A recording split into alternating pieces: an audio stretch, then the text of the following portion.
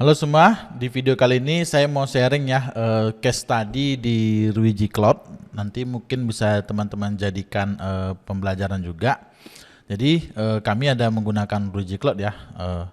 Dan setelah sekarang ini kan Ruiji Cloud ini ada desain yang baru dengan desain yang lama. Nah, di desain yang baru itu ada beberapa ya yang problem menurut saya. Ketika kita beralih, misalnya kita dari desain yang lama nih, kita udah set nih, misalnya let's say kita set masalah radionya, misalnya radio setting. Kita udah set masalah radio settingnya, misalnya kita mau pakai itu VLAN 3 gitu di radio settingnya. Tapi ketika nanti kita berpindah ke old design, kita balik ke old design, itu konfigurasinya ada yang berubah gitu. Nah, misalnya di bagian config nih, misalnya di sini kan ada radio ya. Nah, di sini di basic ini, di wireless basic. Nah, kalau kita edit di sini, nah di bagian ininya ini ada berubah nanti, sama di bagian yang ini. Misalnya kalau kita set nih, kita mau pakai ini, kita simpan gitu, oke gitu. Nah, padahal di sisi di desain yang baru itu ini udah kita aktifin sebelumnya 5 GHz prioritas aksesnya itu. Tapi dia ketika kita switch dari modern design ke classic design itu ada yang berubah, terutama di yang saya perhatikan di bagian settingan konfigurasi SSID ini. Lalu yang kedua masalah capture portal ya, PPSK ya. Bukan capture portal tapi PPSK. Nah, PPSK ini di sini ada warning sebenarnya, ada tip, ada ditulisan bold ya. Please disable prepared Mac when using PPSK on iOS 14. Jadi ini ada klien, dia itu device-nya itu menggunakan Mac, Apple lah, Apple produk, laptopnya MacBook, handphonenya iPhone gitu. Pokoknya dia Apple, pakai pengguna Apple lah gitu. Terutama di perusahaan-perusahaan besar rata-rata kan manajer ke atas itu mayoritas menggunakan produk Apple. Nah, ketika kita implementasi PPSK di suatu perusahaan itu seringkali problem dengan iOS. Jadi dia lebih sulit, perangkat iOS-nya ini terhubung ke SSID WiFi kita dibandingkan dengan WiFi yang tidak menggunakan autentikasi PPSK. Nah, solusinya gimana? Solusinya kami menambahkan satu SSID lagi. Jadi di sini kita bisa tambah ya SSID. Sebanyak-banyaknya kita bisa tambah.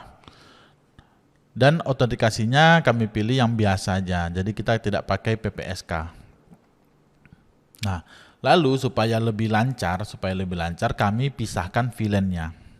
Jadi kita bisa bikin VLAN baru. Contohnya yang ini ya, saya akan contohkan aja. Jadi kita bisa bikin satu VLAN. Nah, ini contohnya saya bikin VLAN 10 dengan nama VLAN direksi ya. Nanti namanya bebas aja mau nama VLAN apa.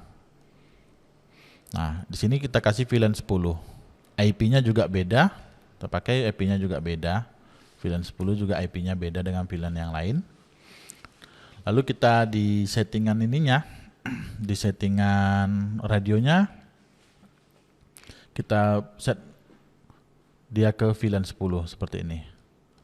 Nah, VLAN 10. Jadi kita aktifkan juga WiFi 6-nya dengan 5 GHz priority access. Speednya tidak kita limit karena biasanya yang pakai iPhone ini kan di kantor-kantor itu biasanya manajer ke atas ya. Jadi pasti prioritasnya nomor 1 lah. Kecepatannya harus cepat semua gitu. Jadi di sisi dari pengalaman saya ya, menggunakan yang desain baru dengan desain lama, saya lebih nyaman menggunakan desain yang lama gitu. Walaupun dari desain yang baru ini user interface-nya lebih menarik ya, lebih gampang gitu.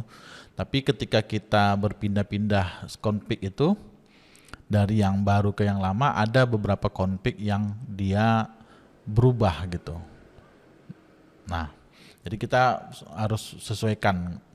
Dan juga ketika kita menggunakan mode autentikasi PPSK itu ada problem juga, terutama di bagian pengguna perangkat iPhone ya.